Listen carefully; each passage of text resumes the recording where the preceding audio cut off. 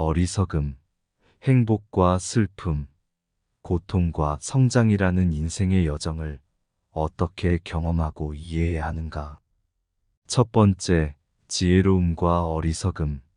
지혜로운 사람은 생각과 말 사이의 간격을 유지한다. 예의는 지혜의 일부이며 무례는 무지에서 비롯된다는 것을 기억해야 한다.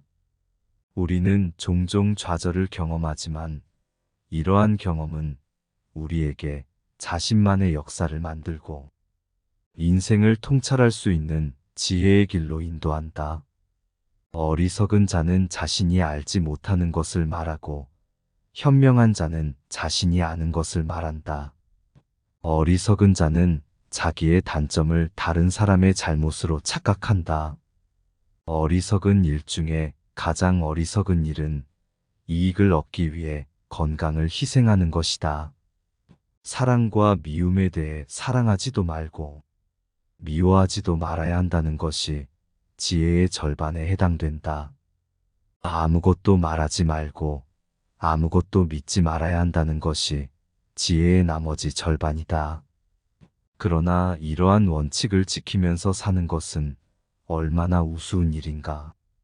두 번째, 행복과 슬픔 일기는 경험과 지혜를 축적하는 훌륭한 수단이다. 인간은 행복할 때 자신이 행복하다는 것을 느끼지 못하지만 불행해져야 그때가 행복했다는 것을 깨닫는다. 그렇다면 현재의 행복은 없고 행복은 과거의 기억으로만 존재한다는 얘기다. 우리 슬픔은 대부분 다른 사람들과의 관계에서 비롯된다. 최상의 보물은 명랑한 표정과 쾌활한 마음이다. 인간의 사교는 사교가 좋아서가 아니라 고독이 두려워서이다. 인간 됨됨이가 상반되는 사람은 서로를 미워하고 볼품없는 자가 뛰어난 자를 멸시하는 일은 흔하다. 환경이 변하면 이해관계도 변하기 때문에 상대방의 태도나 행위도 달라질 수 있음을 명심하라. 한 사람의 천성은 결코 쉽게 변하지 않는다. 세 번째, 고통과 성장. 예술은 인간을 고통과 욕망에서 벗어나게 해주는 신성한 탈출구이다. 삶은 욕망과 권태 사이를 왕복하는 시계추와 같다. 어느 누구도 자신의 고유한 성격을 벗어나지 못한다. 외부 상황이 바뀌어도 그것은 성격이 다양하게 변주되면서 모양만 다르게 보이는 것에 불과하다. 사람의 성격은 거의 변하지 않는다. 이 인생의 말년은 가면, 무도의 끝에 가면이 벗겨질 때와 같다. 칭찬은 바람 불면 흩어지는 한낮, 구름과 같은 것일 수도 있다. 비판은 사고방식이 천박하거나 소견이 좁고 생각이 빈약한 사람이 한 것일 수도 있다. 남들을 신경 쓰지 않고 남들이 알아주는 걸 개의치 않으며 사는 사람이 훨씬 행복하다. 남들의 시선을 끊임없이 의식하는 사람들은 다른 이들의 노예일 뿐이다. 노예는 늘 주인에게 속박되어 있고 그의 눈치를 살피고 명령에 따라 살아간다. 타인의 기준이 중요하다면 결국 그들의 노예일 뿐이다. 하루빨리 남들의 시선에서 벗어나 혼자가 되어라. 행복하기 위해서는 진정한 자아와 남의 눈에 비친 자신을 확실히 구분해야 한다. 결국 인간의 행복은 얼마나 홀로 잘 견딜 수 있는가에 달려 있다. 혼자 있는 시간에 감사하고 시간을 나의 편에 두어라. 고독의 시간에 자신을 더 발전시키고 성장시키려고 노력하라. 외로움을 다른 사람으로 채우려고 하지 말고 내가 먼저 스스로의 것이 되어라. 내가 진정 원하는 것이 무엇이고 언제 행복해 하는지를 탐색하여 작은 행동의 변화만으로도 행복할 수 있는 사람이 되어라.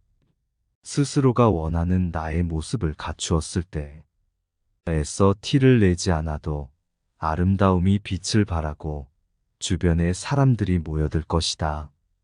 내가 꽃이 되면 나비는 자연스럽게 찾아온다. 행복은 마치 불가피한 삶의 고통 속에서 깊은 사색의 단상을 펼쳐내는 것과 같다. 행복은 외부의 사물이나 조건에 의존하는 것이 아니라 내면적 만족과 자기 실현에서 비롯되는 것이다.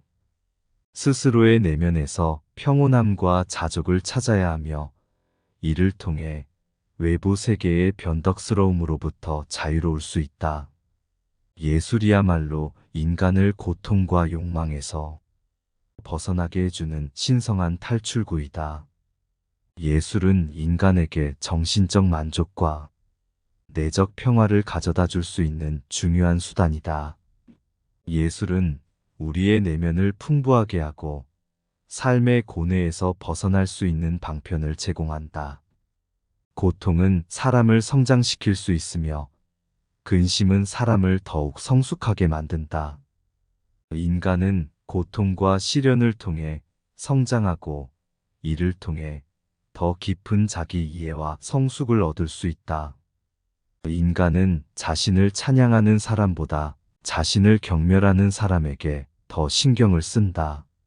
하지만 그것은 타인에 대한 의존성이 우리의 내면적 행복을 해치는 주요한 원인이 될 수 있다.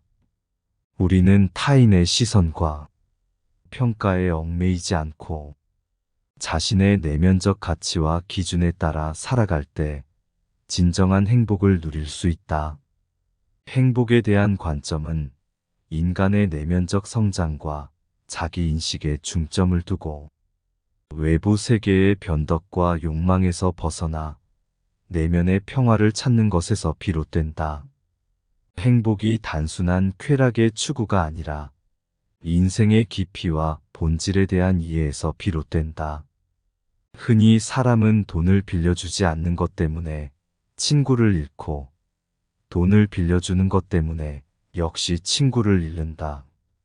이는 인간관계의 어려움을 보여준다.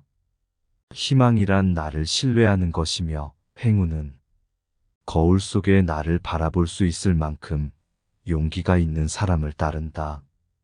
자신감을 잃지 말고 자신을 존중할 줄 아는 사람만이 다른 사람도 존중할 수 있다. 힘들고 괴로울 때 최상의 위안은 자기보다 더욱 고통받는 존재를 바라보는 일이다. 세상에는 진실보다는 인기를, 현실보다는 모양새를, 인간보다는 인격을 중요시하는 사람들이 너무 많다. 비슷한 영혼은 멀리서도 알아보고 인사를 나눈다. 누군가가 거짓말을 하고 있다고 의심이 가면 믿는 척하는 것이 좋다.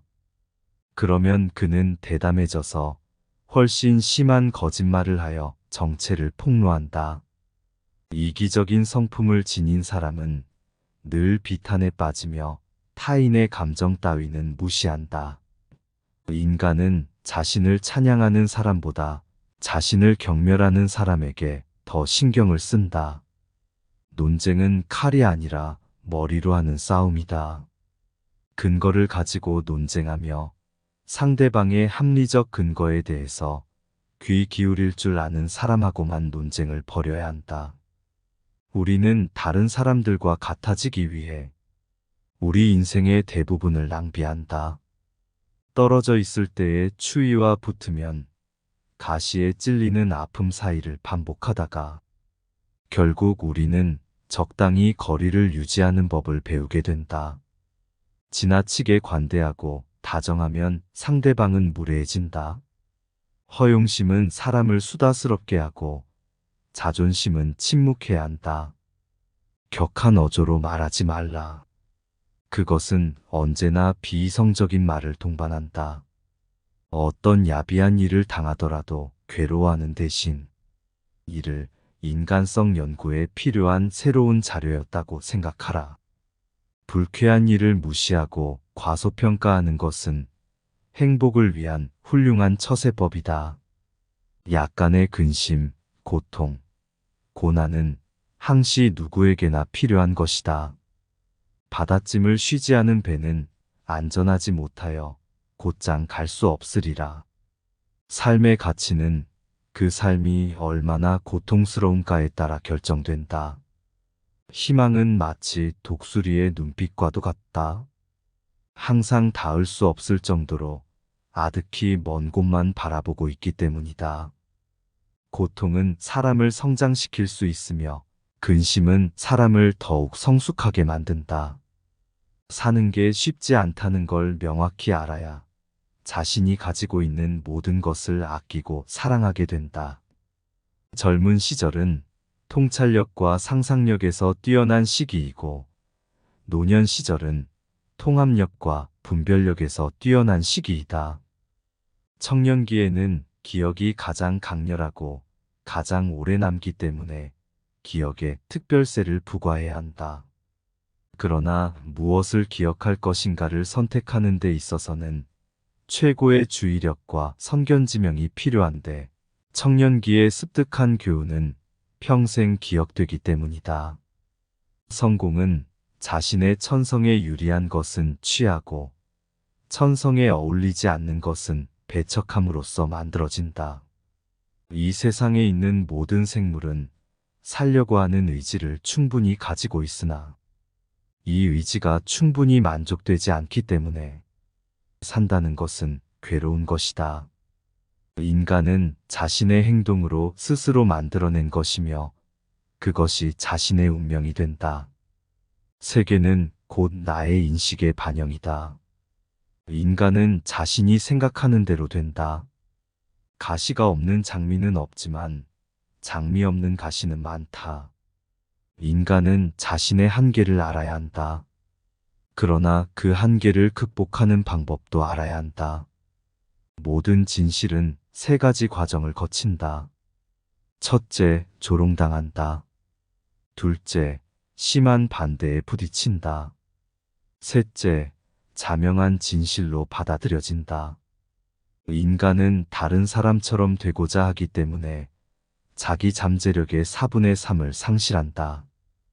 교육의 실패는 실제 경험에 앞서 학생들에게 지식을 먼저 주입시키려고 할 때 일어난다. 평범한 능력밖에 없는 사람에게 겸손은 순수한 마음의 표상이 되지만 훌륭한 능력을 지닌 사람에게 겸손은 위선일 뿐이다. 인간은 고슴도치와 같다. 너무 가까이 하면 가시에 찔리고 너무 멀리 하면 추워진다. 나무가 튼튼해지기 위해서는 바람이 필요하듯 인간이 건강해지기 위해서는 운동이 필요하다. 인간은 본능적으로 자신의 정신이나 신체적인 불완전성을 보완해주는 이성에게 끌린다. 음악은 예술 중에서 으뜸이며 훌륭한 음악을 듣는 것은 정신을 목욕시키는 것과 같다. 무지는 부와 결합되었을 때 비로소 인간의 품위를 떨어뜨린다. 빈곤과 곤궁은 가난한 사람을 속박하고 노동이 지식을 대신하여 그의 마음을 차지한다. 이에 반해서 무지한 부자는 다만 쾌락을 쫓아서 살고 가축에 가까운 생활을 한다. 이 인생에서 실패하지 않는 유일한 방법은 다시 일어나는 것이다.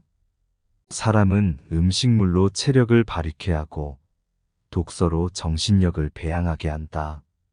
인간이 살고 있는 이 세상은 자신이 바라보는 각도에 따라 모양이 달라진다. 우리는 자신이 세운 법칙의 죄수가 되어버린다. 동정심은 모든 도덕성의 근본이다. 흘러가는 시간은 권태에 사로잡힌 자들을 벌한다. 계속해서 다른 사람의 사상만을 받아들일 때 자신의 사상은 발전하지 못하고 상상력도 죽어버린다.